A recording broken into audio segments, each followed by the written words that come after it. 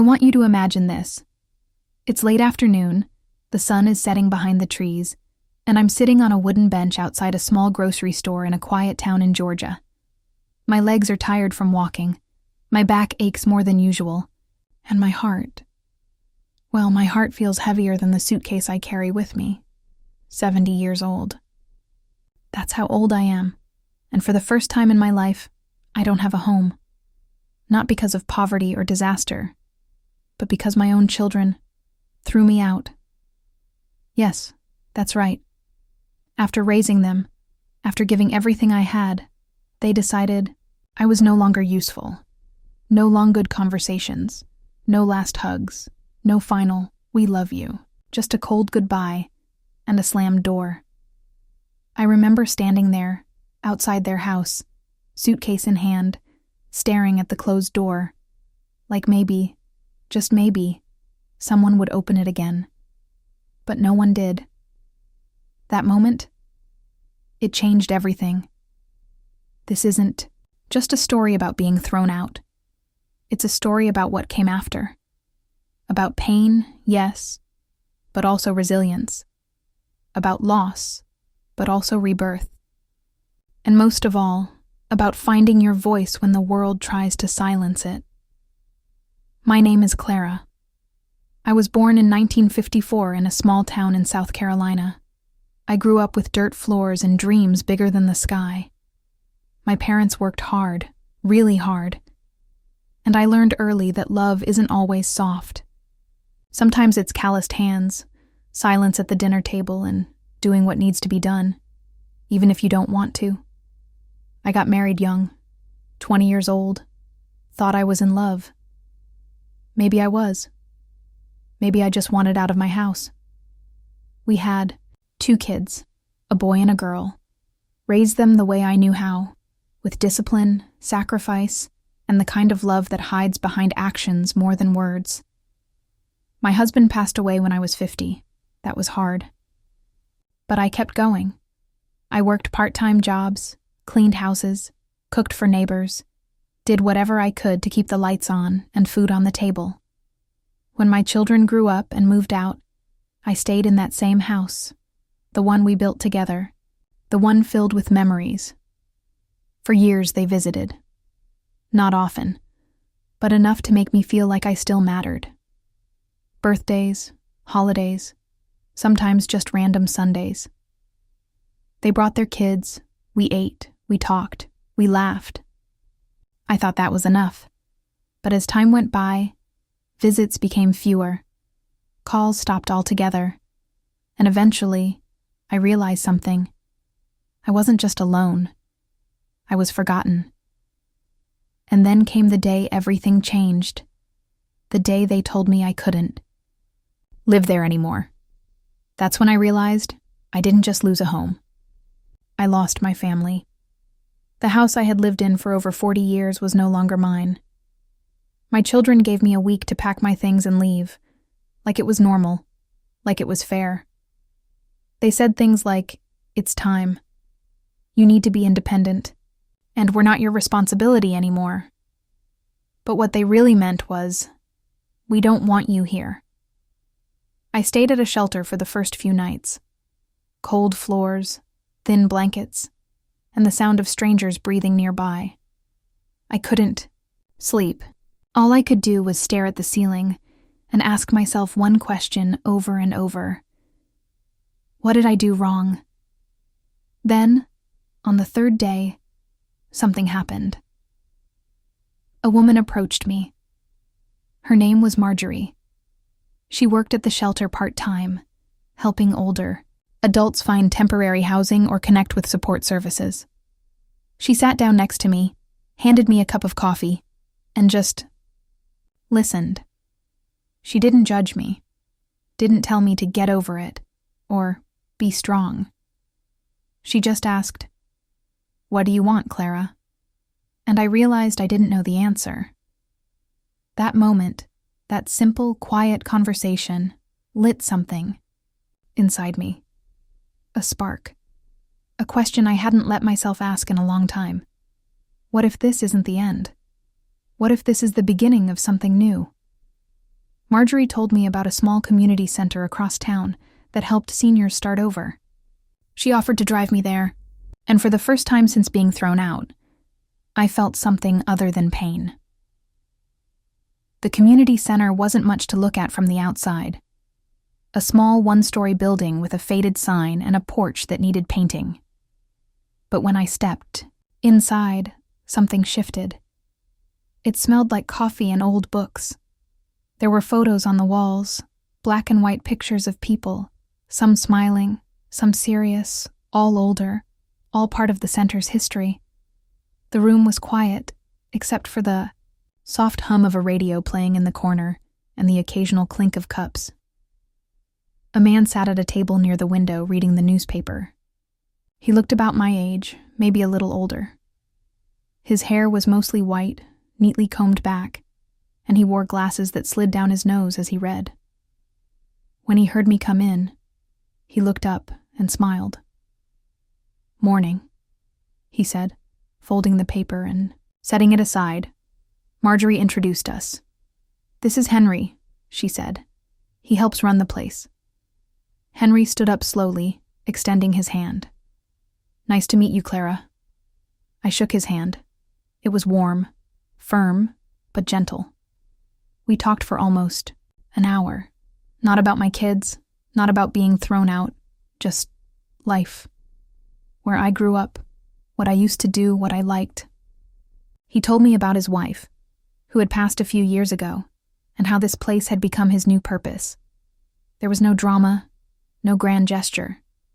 Just two people, sitting in a quiet room, listening to each other. And somehow, that changed everything. Started going to the center every day. At first, it was just for something to do, a place to sit where no one judged me, where I didn't feel like a burden or an inconvenience. But slowly, things began to shift. Henry would greet me with a smile and a cup of coffee. Sometimes we talked, sometimes we just sat in silence, and both felt equally comforting. He introduced me to others who came through the center, older folks who had been through divorces, lost loved ones, or simply found themselves alone later in life. They weren't dramatic stories, just real ones, and hearing them made me feel less broken. One afternoon, Henry handed me a small stack of papers. "What's this?" I asked. "A volunteer program," he said. "We help seniors organize their homes, sort through old things, even write letters they've been meaning to send." I looked at the pages, unsure. "I don't know," I said. "I'm not sure I can help anyone right now." He smiled gently. "Sometimes helping others starts with letting yourself be helped." So I tried. Small steps. I helped an elderly man find an old photo album he thought he'd lost forever. I organized a woman's medicine cabinet so she could finally see what she had. Simple things, but things that mattered. And with each small act, I felt a little more like myself again. Like maybe I wasn't done yet. Maybe I still had something to give. Days turned into weeks, and the center became my new routine. My new safe place.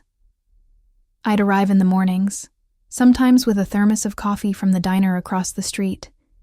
Henry would be there, already setting up chairs or flipping through donated books to see what could go on the shelves. We'd talk about everything. The weather, old music, people we used to know. He had this quiet way of listening that made me feel like I was the only person in the world when he was looking at me. One day, after I helped organize a pile of old letters for a woman named Ruth, Henry handed me a small notebook. "What's this?" I asked. "Thought you might want to start writing your own stories," he said. I laughed. "What stories? My life isn't exactly exciting." He looked at me then, really looked, and said, "Every life is exciting when someone takes the time to listen." That hit something deep inside me. So I started writing. At first, just little things. Memories of my childhood, the smell of my mother's kitchen, the sound of rain on the roof the night my son was born. Then bigger things. How it felt when my husband died. The loneliness after my children stopped calling. the ache of being thrown out. And somehow, writing it down made it lighter. Henry read some of the pages when I let him. Never rushed me. Never tried to fix anything, just understood. We began taking walks after lunch sometimes, around the block, past the old park where kids played and dogs chased each other like they hadn't a care in the world. We talked about our dreams, not the big ones we never chased, but the little ones we still hope to live. It wasn't love at first sight. It was something slower, deeper, the kind that grows between two souls who've known loss and are learning to trust again.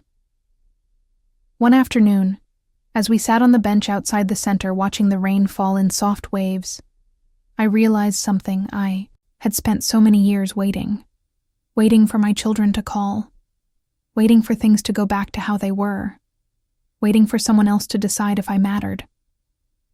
But Henry had shown me that I didn't need permission to start living again.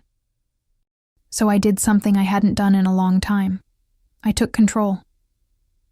I went home that night.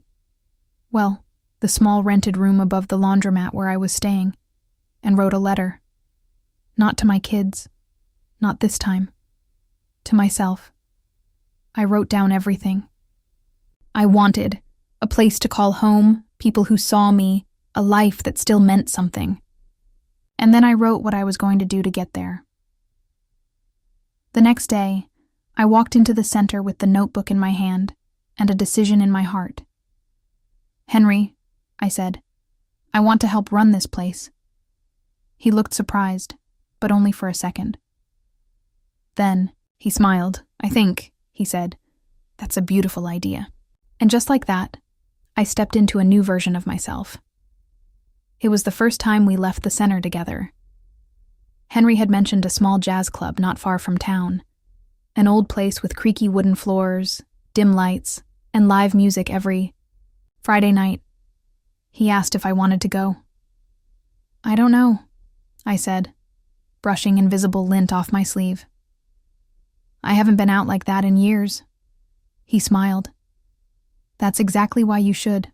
So I said yes.